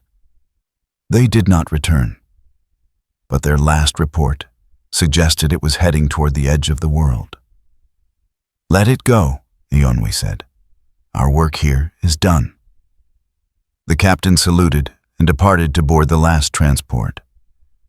Eunwei remained for a moment longer, watching as the sea continued its patient advance. Somewhere beneath those waters were cities that had stood for thousands of years, libraries filled with knowledge that would never be recovered, the graves of heroes whose names would be forgotten, because the stones that bore them no longer existed. He turned and walked toward the waiting boat. Behind him, Belerian continued to sink. Far to the north, in the ruins of Angband, Sauron moved through darkness that was no longer absolute. With Thangorodrim fallen and Morgoth captured by the host during the chaotic final hours, the fortress had become a tomb. The forges no longer burned. The dungeons lay empty, their prisoners either freed or crushed when the ceilings collapsed. The grand halls where strategy had been planned and atrocities commanded now echoed with the sound of settling rubble and dripping water. Sauron had not fled with the armies, had not joined the desperate flight north or the futile stands that had been crushed in the war's final days. He had remained moving through secret passages, known only to him, salvaging what could be salvaged from a regime that had ruled for an age and fallen in a matter of weeks. He carried nothing, needed nothing. His treasures were knowledge and will, and those could not be destroyed by mere physical collapse. But he paused occasionally to study the ruin, to catalogue what had been lost and what that loss meant for what would come next. Morgoth was gone, thrust beyond the world by powers that Sauron could not match and would not challenge even if he could. The Dark Lord's reign had ended not with a grand final battle, but with a whimper captured and bound, while his fortress crumbled around him. Sauron felt no grief. Grief was a luxury for those who confused loyalty with sentiment. He had served Morgoth because Morgoth offered power and purpose. Now Morgoth was gone, and neither power nor purpose required that particular master. The world would need time to heal. Centuries, perhaps. Long enough for the memory of this war to fade from immediate terror to distant legend. Long enough for new kingdoms to rise and forget the lessons that had been paid for in blood. And when that time came, when the world had grown comfortable again, Sauron would be waiting. He emerged from Angband's ruins as dawn broke over the wasteland. The sky to the east was clear for the first time in memory, the perpetual smog of the forges finally dissipating. It was almost beautiful in the way that endings can be beautiful when viewed from a distance. He walked south, following paths that would take him away from the collapsing north, away from the host's reach, into lands where he could wait and watch and plan. He did not look back. There was nothing behind him worth preserving. Morgoth had been the master of destruction. Sauron would be the master of order. A different kind of darkness, more subtle and far more patient. The Dark Lord was dead. Long live the Dark Lord. In the wasteland east of the collapsing lands, Broly had stopped moving. He stood at the edge of a chasm that had not existed that morning, staring down into darkness that seemed to have no bottom. The ground beneath his feet was stable for the moment, but even he could sense the precariousness of it. The stone groaned. The air tasted wrong. Everything suggested that standing still was dangerous, but there was nowhere to go that offered stimulation. The battles were over. The large things that had provided resistance were gone or fled. The mountains had fallen. The armies had scattered. And what remained was just emptiness. Broken land and fleeing creatures too weak to matter. His fists clenched and unclenched in a rhythm that matched his breathing. The aura around him pulsed dimmer now than it had been during the fighting, but still present. Still casting that sickly radiance that made the surrounding stone look diseased. He was restless. Not in the way that predators are restless when denied prey. Not in the way that warriors are restless between battles. This was deeper, more fundamental. The restlessness of something built for destruction, discovering that there was nothing left worth destroying. Of a weapon without a target. Of force without resistance. The chasm before him widened as he watched. Cracks spread along its edges, branching and multiplying. Soon this promontory would collapse, and he would need to move or fall. But moving required direction, and direction required purpose, and purpose required something. His head turned north, slowly, as if pulled by a compass that only he could sense. In that direction, beyond the ruins and the wasteland and the broken armies, there was a boundary. He had felt it before during the battle. A place where the world ended and something else began. Not a wall, not a barrier, just a threshold. A point beyond which the rules changed. And rules Broly had learned over a life that felt simultaneously short and eternal were made to be broken. He began walking north again, not quickly, not with the explosive speed he had used to reach the battle, just walking steady and inevitable, leaving footprints in stone that would fill with seawater within a week as the ocean claimed what had once been the northern reaches of Belerian. Behind him, the land continued its transformation from geography to memory. Rivers found new courses. Mountains that had defined horizons for millennia settled into valleys. The map of the world was being redrawn, and cartographers who survived would spend generations trying to reconcile what they remembered with what now existed. But Broly did not care about maps, did not care about the land's survival or its drowning. He cared only about the pull he felt, the sense that beyond the northern horizon lay something that might finally give him what the battles had failed to provide. Not satisfaction. He did not understand satisfaction, but continuance. The promise that the sequence was not yet complete. That there remained one more boundary to test, one more limit to exceed. He walked through the ruins of Angband without pausing, through halls where Morgoth had once held court, through chambers where tortures beyond description had been perfected over centuries. The fortress was empty now, abandoned, the fires extinguished, the darkness natural rather than imposed. It meant nothing to him. He emerged on the far side as the sun reached its zenith, filtered through dust that would take months to settle. The wasteland stretched north from there, featureless and broken, leading toward mountains that had no names because no one had survived mapping them. And beyond those mountains, at the very edge of the world, something waited. Not a person, not a place, just a fact. A reality that existed independent of his awareness, but that he could sense nonetheless. The door. He did not know its name, did not know its purpose or the powers that had set it there. But he knew it existed, and he knew it would not yield easily. That was enough. His pace increased, not to running, but to something faster than walking. And as he moved, the aura around him began to brighten again, no longer pulsing in rhythm with his heartbeat, but glowing steadily, a constant radiance that suggested the sequence had not ended. It had merely paused. And pauses in sequences built on escalation were temporary. Belerian drowned behind him. The host sailed west toward home. Sauron planned in shadows, and the world, having survived one ending, prepared unknowingly for another.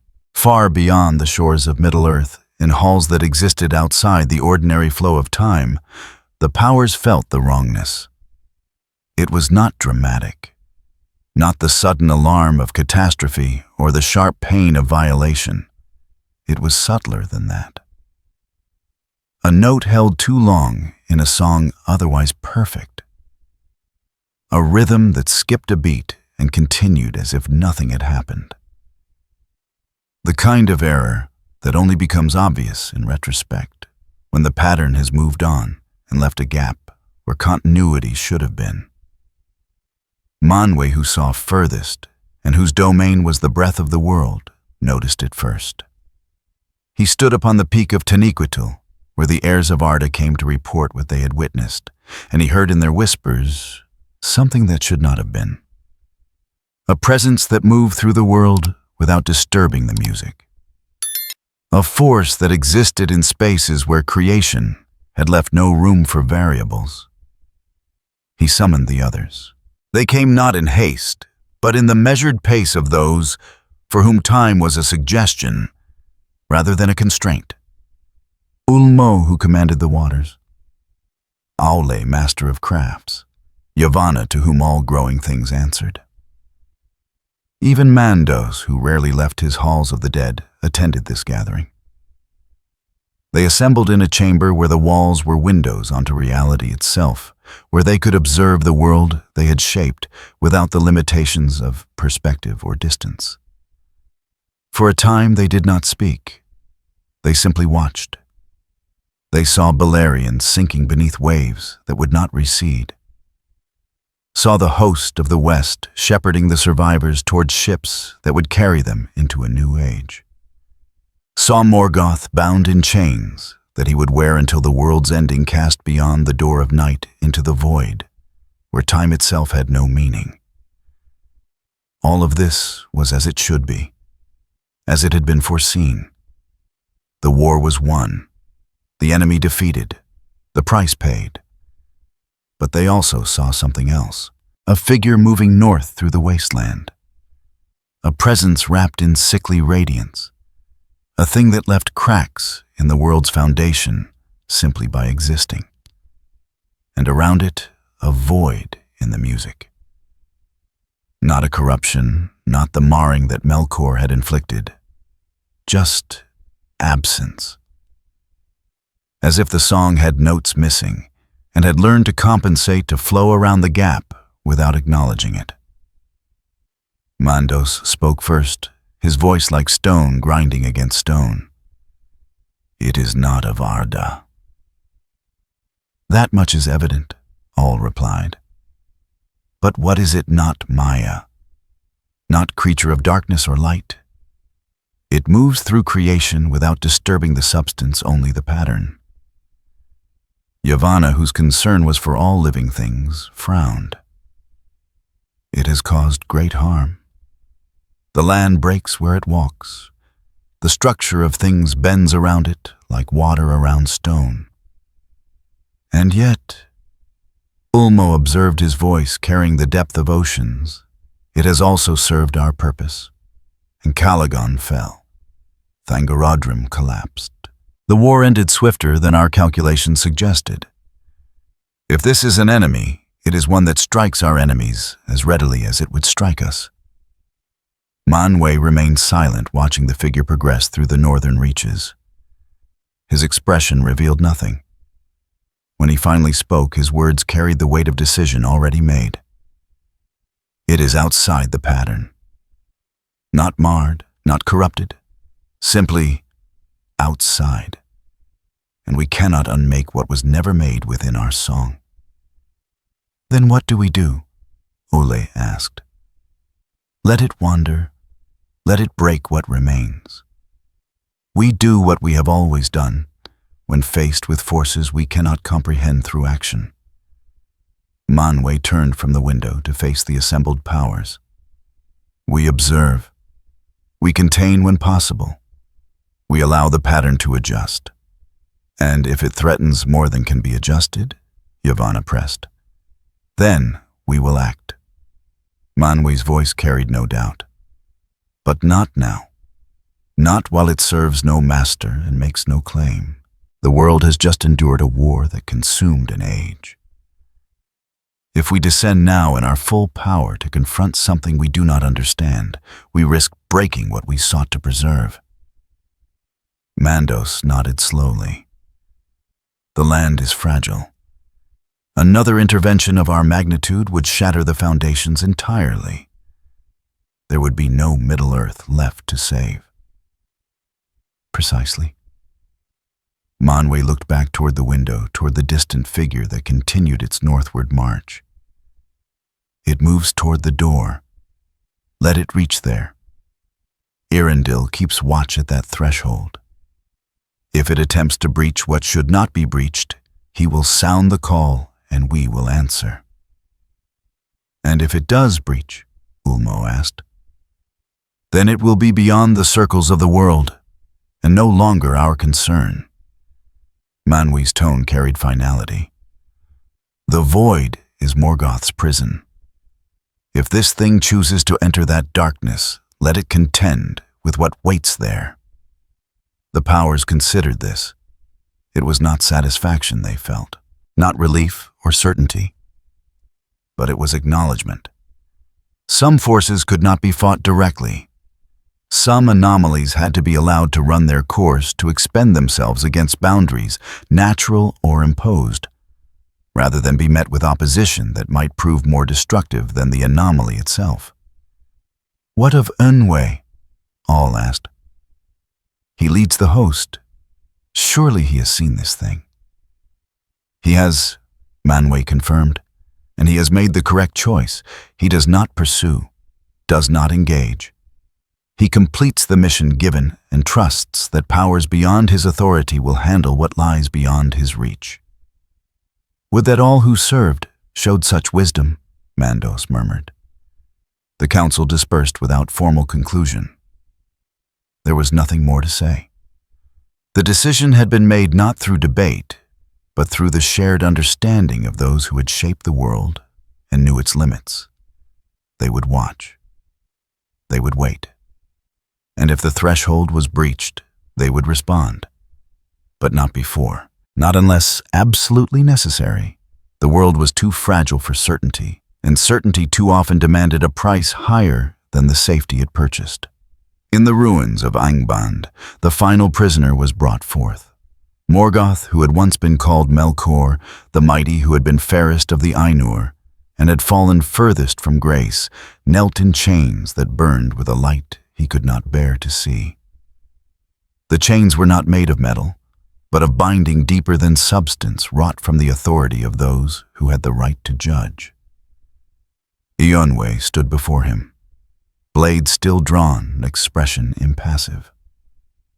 Around them, the host formed a circle, silent witnesses to an ending that had been written before the world began. Melkor Ionwe said, using the name that had been given before corruption took root. You are judged. Your works are undone. Your servants scattered. Your reign ended. Morgoth did not respond. Could not, perhaps. The light of the chains had stolen his voice along with his freedom. You are cast beyond the world, Ionwe continued, into the void where time has no meaning and darkness is absolute. There you will remain until the breaking of the world, until the final battle when all things are made new or unmade entirely. He gestured, and the powers who had accompanied him, in spirit if not in form, enacted the sentence. Reality opened. Not a door, not a portal. Simply a tearing a wound in the fabric of existence that revealed the nothing beyond. And through that wound Morgoth was thrust. He did not scream, did not rage or threaten vengeance. He simply fell, diminishing as he went, becoming smaller and more distant, until he was nothing more than a point of darkness against darkness, and then, not even that. The wound sealed. Reality mended itself, and Morgoth was gone from the world he had nearly destroyed. Ionwe sheathed his blade. Around him the host began the final rituals of departure. The mission was complete. The enemy defeated. What remained was only the long journey home and the work of helping those who survived to build something better from the ruins. He did not think about the anomaly moving north. Did not wonder what would happen when it reached the edge of the world. Those questions were beyond his authority, and he had learned long ago that some responsibilities belonged to powers greater than himself. His duty was complete. The rest was between the Valar and whatever fate had brought that green fire into the world. Broly crossed the last of the named lands 3 days after Thangorodrim fell. Behind him, geography continued its revision. Ahead, the terrain lost coherence entirely. There were no paths here, no landmarks. Just broken stone and ice, and the occasional twisted formation that suggested mountains had once tried to form and given up halfway through. The temperature dropped, not gradually, but in sudden boundaries where warm air met cold and refused to mix. Frost formed on surfaces that should have been too hot to support it. Snow fell upward in some places, defying gravity as if the world's rules had started arguing with each other and reached no consensus. None of it affected him. He walked through blizzards that would have killed elves in minutes, crossed chasms that had no visible bottom, climbed slopes where the stone flowed like water, but supported weight like steel. The wrongness of the landscape meant nothing. It was simply terrain, and terrain was something to cross. But the pull grew stronger. He could feel it now, not as a sensation, but as a certainty. Something ahead marked the end. Not the end of land or the end of danger, the end of the sequence, the final boundary, the place where the world admitted it had limits. His breathing steadied. The aura around him, which had dimmed during the days of walking, began to intensify again, not from anger or anticipation, from recognition. The same recognition a key feels when it nears a lock or a wave, when it approaches the shore. Purpose, which had been absent since the mountains fell, reasserted itself. He did not know what lay ahead, did not need to know. Knowing was for strategists and planners. He was neither. He was simply a force that continued until something stopped him, and so far, nothing had. The horizon changed, shifted from the gray uniformity of wasteland to something darker, a line where sky met not sky, a threshold visible even from miles away, less a physical barrier than a statement of fact. Beyond this point, the rules end. Broly's pace increased. not running, but faster than walking. The ground beneath his feet cracked with each step, leaving a trail of shattered stone that would never be mapped because no cartographer would survive reaching this far north. The stars above, few and faint through the perpetual haze, seemed to pull away as he advanced, as if the celestial bodies themselves recognized that something was approaching a boundary they did not wish to witness being crossed. But there was one star that did not retreat. High above, steady and bright, a point of light that did not flicker or fade. It moved in slow circles, patrolling a perimeter that only it could see. And aboard the vessel that bore that light, Arundel adjusted his course slightly, angling toward the spot, but where the northward traveler would arrive. He did not prepare for battle, did not ready weapons or call for aid. He simply positioned himself and waited. Because some things, when they reached their destination, simply needed to be witnessed.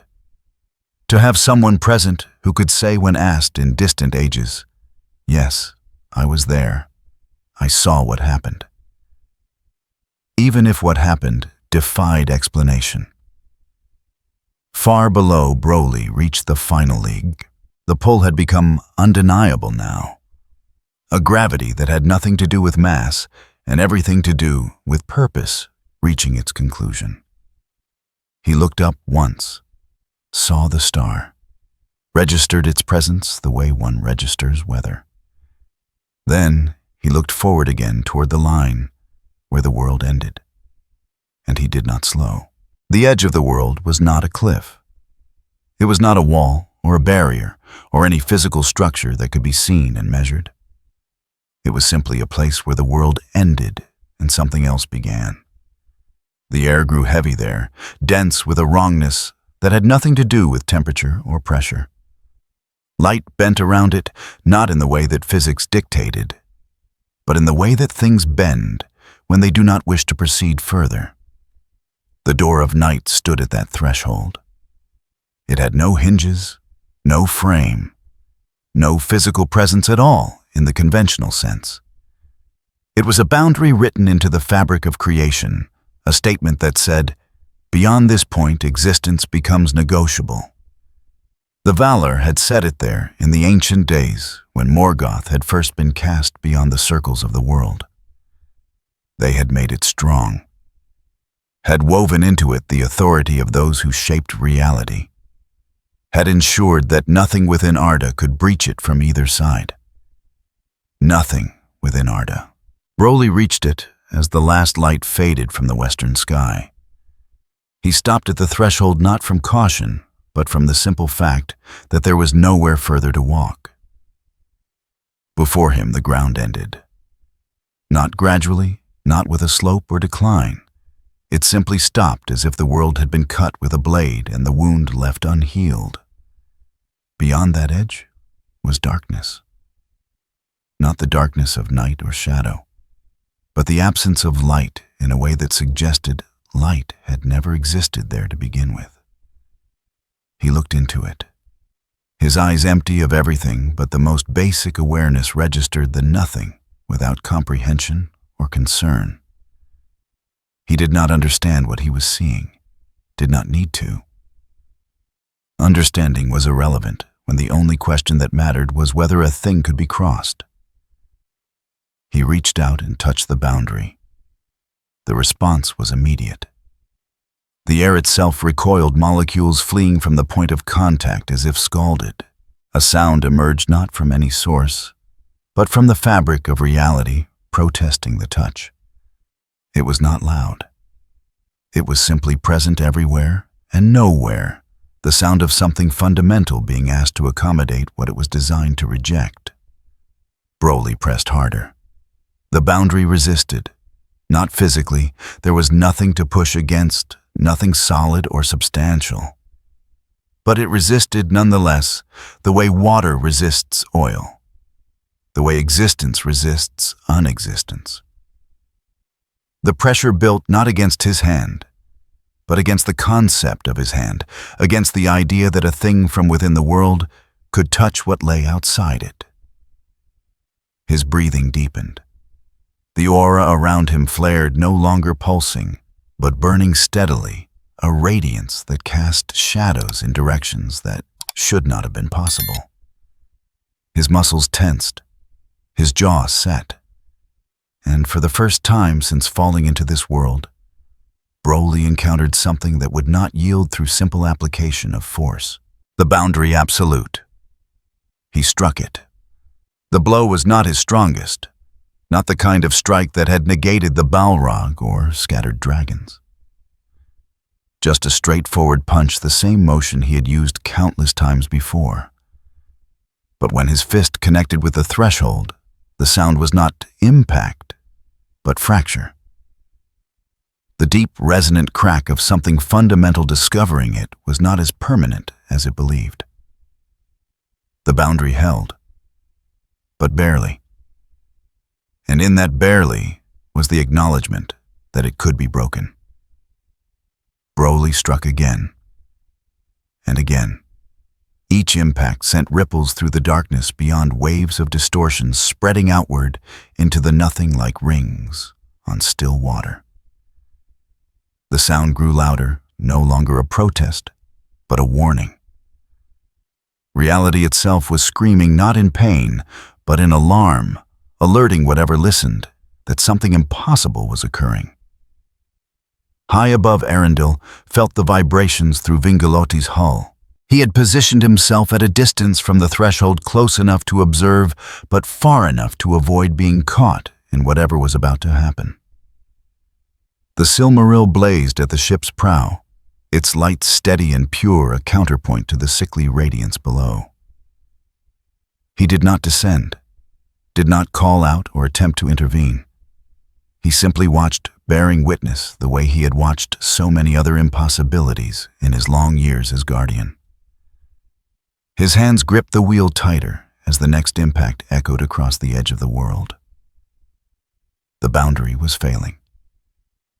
He could see it now, even from this distance.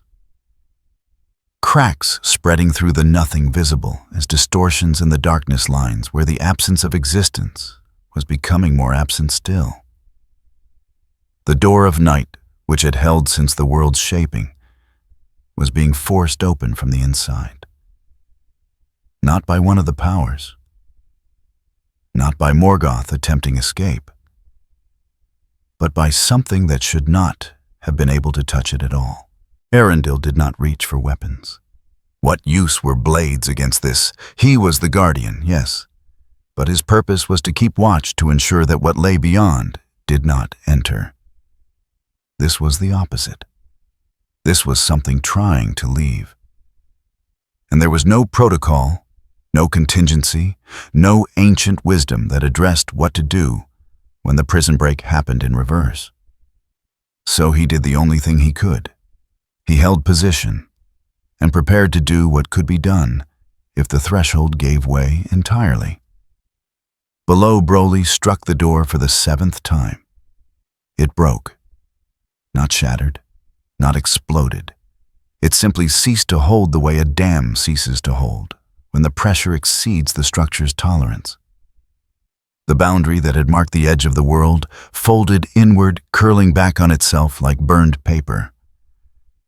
And through the gap that opened, the void became visible. It was not empty space, not vacuum or absence in any conventional sense. It was the place where things went when they stopped being things.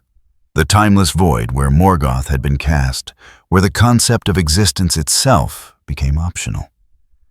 Looking at it was like looking at a migraine at a space that hurt to perceive, because perception required frameworks that did not apply there. Broly looked into it without flinching.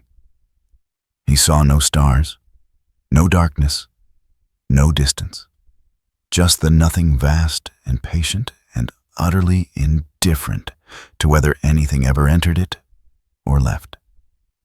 He did not understand what he was seeing, but he recognized it nonetheless. The final boundary. The place beyond places. The answer to the question his entire being had been asking since the moment he fell into this world. Where does the sequence end here? He stepped forward through the gap into the void. The moment his foot crossed the threshold, reality convulsed. The air screamed. The ground beneath the door cracked along fault lines that spread for miles in every direction. And in halls beyond the world, the Valar felt the transgression and rose from their councils. But by the time they could have acted, there was nothing left to act upon. Broly had already passed through, already crossed from existence into the space where existence was negotiable. The void accepted him without comment, without resistance, because the void had no opinions about what entered it. Things came. Things went.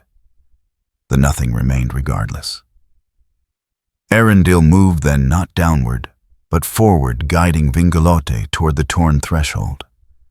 The gap was still open, edges curling and writhing like a wound that wanted to close, but could not remember how.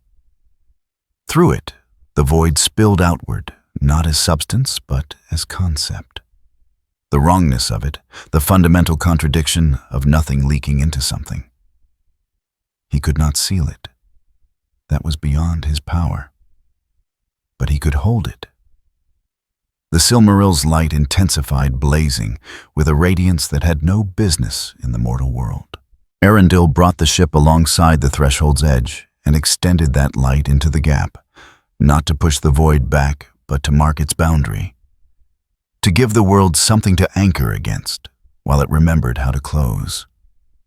The gap began to narrow. Slowly, reluctantly, the edges drew toward each other like fingers closing around a wound. The light of the Silmaril guided them, provided a framework for reality to use in reconstructing what had been torn. Minutes passed, then hours. The stars wheeled overhead, indifferent to the drama below. By dawn, the door had sealed. Not perfectly, not completely. There remained a scar, a place where the boundary was thinner than it should have been. Where the void, for the first time since the world's creation, had touched the inside and left its mark. Frost formed there, salt white and cold beyond temperature. It would not melt, would not fade. It would remain for all the ages of the world, a reminder of the morning when something crossed from inside to out, and the door could not stop it. Arendil withdrew, guiding Vingalote back to its patrol route. He did not report what he had seen. There was no one to report to who would understand. The Valar knew. They had felt it. And what they chose to do with that knowledge was beyond his concern. His duty was to watch, to keep guard, to ensure that what lay beyond did not enter. That duty remained unchanged. The fact that something had left instead did not alter it. He resumed his circuit, the Silmaril burning steadily at the prow, and the world continued to turn beneath him as it always had. In the east, the host of the west completed their evacuation. The last ships departed from shores that would be submerged within the week. Belerian sank into legend, joining all the other things that had been and were no more. The survivors would build new kingdoms, would sing new songs, would tell their children about the war that ended in age. They would not mention the green fire. Few had seen it clearly. Fewer still understood what they had seen. And those who did chose not to speak of it because some things were better left in the category of nightmares than dragged into the light of conscious memory. The war had been won. The enemy defeated. That was what mattered. That was what the songs would say. And if there were verses left unsung, stanzas that did not fit the narrative of triumph and sacrifice, they would be forgotten along with Beleriand's drowned cities. In the timeless void, Broly walked. There was no ground beneath his feet, yet he did not fall. No air to breathe, yet he did not suffocate. No light to see by, yet he could perceive his own existence. The rules that governed Arda did not apply here. Nothing applied here except the fundamental fact of continuation. He walked without destination, without purpose beyond the act of movement itself. The restlessness that had driven him since the mountains fell began to fade not into satisfaction, but into something closer to neutrality. The sequence had reached its end. The final boundary had been crossed. There was nothing left to break. He did not know if he would find another world, another set of rules to override, another threshold to test. The void was vast, possibly infinite, and within it were doors that led to places the Valar did not name and could not reach. But that was a question for later, for whenever motion brought him to the next edge. For now, he simply walked, and the nothing patient and eternal offered no resistance. Behind him, on the other side of a boundary that had been broken and mended, Middle-earth continued its history without him. The legend, such as it was, would fade, would become whisper and rumor, and eventually nothing at all. Within 3 generations, scholars would debate whether the green fire had been real or merely a mass delusion brought on by the trauma of war. Within 6, it would be dismissed as invention, a symbol meant to represent the chaos of those final days. Only one record would remain, a note in the margins of a manuscript preserved in Rivendell, written in Arundel's hand after he returned from his watch. In the year when Thangorodrim fell and Morgoth was cast into the void, something else departed Middle-earth through the door of night. It broke the boundary from within, crossed into the darkness beyond the world, and was not seen again. I bore witness. I offer no explanation. Some things exist outside the music, and we can only be grateful when they choose to leave. The note would be found centuries later, studied briefly, and filed away as curiosity rather than history. And the door of night would stand at the edge of the world, scarred but holding guarded by a light that never faded. A reminder that some boundaries once tested are never quite the same. They did not sing about him. The bards who survived to compose the songs of the War of Wrath found no place in their verses for a green fire that came conquered and departed without allegiance or explanation. There was no hero's journey to celebrate, no villain's arc to condemn, only a sequence of destructions that served no narrative purpose. Belerian drowned, Morgoth fell. The age ended. These were the truths that mattered. These were the stories that needed telling. The rest was silence. And sometimes silence is the only honest response to things that do not fit the song.